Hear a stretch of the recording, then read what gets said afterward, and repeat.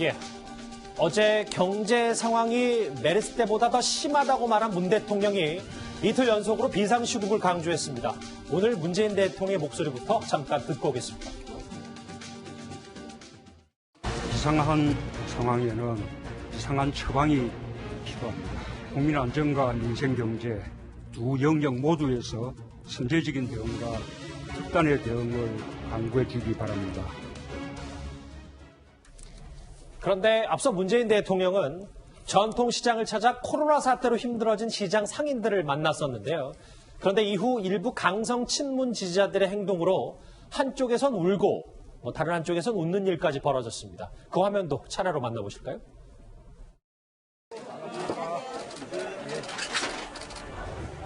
어떠세요? 무지 같아요. 너무 장사 안 돼요. 진짜 어떻게 된 거예요, 점점. 경기가 너무 안 좋아요. 그냥 울게 생겼어요, 진짜. 아니, 저는 쫓아온 거예요. 꽃시장이라. 졸업식 학생은 그렇지 않으니까 올해 못했어요. 예, 그래도 부모님이 잘해주셔가지고요. 조금만 좀 기다릴게요. 네. 저희가 두 번의 시장 방문을 좀 나눠봤는데 첫 번째 화면 얘기도 좀 해볼게요. 이렇게 대통령 앞에서 다소 직설적으로 본인의 감정 표현을 했다는 이유로 이현정 의원님, 네. 친문 열성 지지자들이 당시 반찬 가게 상호명까지 공개하면서 테러에 비슷한 행동을 했다는 얘기가 있더라고요. 21세기 대한민국에서 저런 일이 벌어진다는 게 정말 저는 우리 분노감을 느끼는데요. 저 시장 상인들 같은 경우 아산시장의 상인분인데 얼마나 장사가 안 됐으면 내 처지가 정말 거지 같다 이 상황 자체가 그런 솔직한 이야기를 했겠습니까? 워낙 장사가 안 되기 때문에 특히 최근에 여러 가지로 이 경제가 안 좋아져서 장사가 안 되는 뿐만 아니라 최근에 이 신종 코로나 사태로 해서 더 지금 직격탄을 맞은 거 아니겠습니까? 자, 대통령을 만나서 그 하소연을 한 거예요. 자, 그랬다고 해서 지금 친문 지지자들이 여기에 가지 말자. 그리고 이걸 올려서 여기 상호를 다 공개를 하고 나는 이 집에서 절대 안 살먹을 것이다. 라는 이야기를 하고 또 이 주인분 같은 경우에 지금 수십 통의 전화가 온다는 거 아니겠습니까? 협박 전화고 밤 11시에도 전화가 오고 도저히 견딜 수가 없다는 거예요. 자, 물론 대통령을 지지하는 건 좋습니다. 그러나 예를 들어서 대통령이 이렇게 오는 건 뭐겠습니까? 국민의 목소리를 들으러 오는 거 아니겠습니까? 국민의 좋은 목소리만 듣겠습니까? 국민들이 어렵다는 목소리를 들으려고 오는 것인데 그 이야기를 했다고 해서 좀 더 거슬리는 이야기 했다고 해서 그거를 지금 어떤 면에서 이 상인분한테 어떤 면에서 이게 문자 테러라든지 그다음에 여러 가지 상호를 공개한다든지 이런 식으로 한다는 게 과연 이게 지지하는 분들의 정말 정당한 행동인지 되물지 않을 수가 없습니다. 자, 미래통합당 심재철 원내대표는 오늘 이렇게 비판했습니다. 같이 한번 들어보실까요? 대통령의 잘못된 정책 때문에 먹고 살기 힘들게 됐는데 대통령 지지층이 상인에게 욕을 해대고 있습니다. 적반하장도 유분수고 적반하장이 따로 없습니다. 그렇죠. 조수진 부장, 오늘 야당에서 저렇게 비판 목소리가 나왔는데 다른 이 사례도 있고요. 도를 넘었다고 평가받는 이 지지자들의 행동을 저희가 어떻게 받아들여야 됩니까? 네. 우선요, 지금 소개된 사례를 좀 설명을 드려야 될 것 같습니다. 작년 5월이었죠. 봉준호 감독 기생충이 프랑스 칸느 영화제에서 황금종려상을 수상했습니다. 이때 문재인 대통령이 축전을 보냈는데요. 지난 1년간 제작된 세계의 모든 영화 중에서 가장 뛰어난 작품으로 인정받았다. 이런 내용의 축전을 보냈습니다. 여기에 대해서 한 영상 제작업체의 대표가 여기에서 좀 반박을 했습니다. 뭐라고 반박을 했냐면요. 국제영화제가 기록 스포츠 경기가 아니다. 그렇죠. 그러니까 1년 제작된 세계 모든 영화 중에서 가장 뛰어났다. 이렇게 평가하기보다는 어떤 작품을 서열하고 그런 것보다는 그냥 마음을 담았으면 좋겠다. 이런 취지로 이야기를 했거든요. 그런데 이 영상 제작업체의 인터넷이 마비가 된 겁니다. 망해버려라. 이 업체의 관련해서는 전혀 상품을 사지 않겠다라든가 이런 글을 올리면서 이 제작업체의 대표가 공식 사과를 했고요. 또 청와대에도 사과를 하는 그런 진풍경도 벌어졌습니다.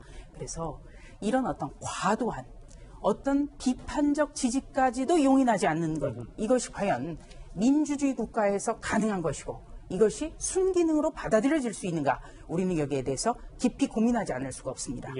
앞서 저희가 화면 두 시장 방문 대통령의 시장 방문을 두 배우로 나눠봤는데 다음 부분 있잖아요. 그러니까 꽃집에 갔을 때 대통령님이 잘해주셔서 한마디에 이제 뭐 여러 가지 이 꽃집에는 많은 분들이 꽃을 구입했고 홈페이지가 한때 마비됐다.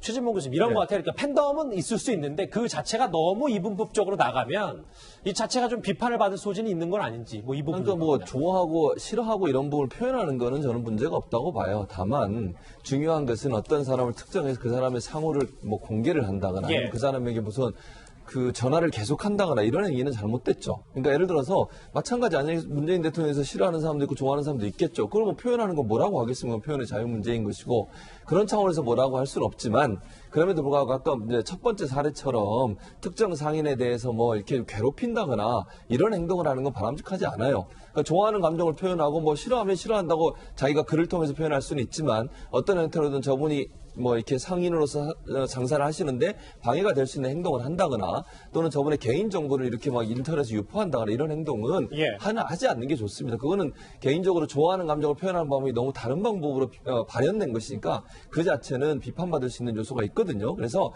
자연스럽게 본인의 생각을 온라인상에 표현하거나 자기의 뭐 발언할 수 있다고 저는 생각을 하는데 어떤 특정 상인에 대해서 공격적인 성향을 보이는 것 자체는 그건 좋은 방법이 아니라고 생각합니다. 장현철 변호사님, 그런데 이런 문제가 아까 조수인 부장도 설명했지만 이제 하루 이틀 일은 아니기 때문에 이 친문 지지자들 내에서도 자정 기능이 나올 때가 됐는데 그게 없다. 이걸 저희가 또 어떻게 한번 짚어봐야 될까요? 그러니까 진중권 전 교수도 노사모와 지금의 친문 지지자들을 조금 비교하면서 비판을 했는데요. 과거 노사모 같은 경우는 비판을 하더라도 상대방에게 욕을 하거나 받아치진 않았다. 지금처럼 또 적극적인 불매운동을 벌이거나 뭐 특정해서 홈페이지에 가서 악플을 다는 방식의 그런 운동은 안 했다는 겁니다. 그런데 이 친문 지지자들은 할 수 있는 모든 방법을 동원해서 이를테면 뭐 18원 후원금 사태도 저는 기억이 나고요.